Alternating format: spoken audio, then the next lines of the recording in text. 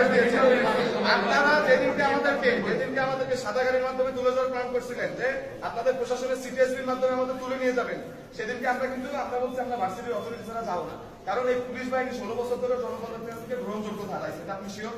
আপনারা এখন ভয় পান রাস্তায় নামতে, লজ্জা লাগে আপনাদের যে আপনারা এই ড্রেস পরে রাস্তায় নামতে আপনাদের লজ্জা লাগে।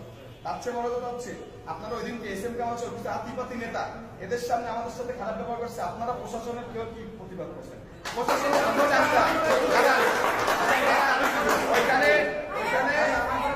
ওইখানে একজন সিনিয়র সিটিজেন ছিল আমাদের অভিভাবক, তাকে রাজাকারের বাচ্চা বলে গালি দেওয়া হয়েছে। আপনি তখন কেন প্রতিবাদ করেন নাই? আমি দাঁড়ান, আপনাদের প্রশাসন ছিল, দেখে আপনি একটু সামনে আসেন, লজ্জা করতেছে, সামনে আসেন, এখানে আসেন। প্রশাসনের চামচারা যারা আছেন এখানে ভবিষ্যতে থামাবেন, এটা তো আমরা ভাবতে পারি। আমরা ছাত্র জনতা মিলে আন্দোলন করছি 16 বছর ধরে, কোনো দল কিন্তু জনগণকে এক করে অবস্থান ঘটাইতে পারে না।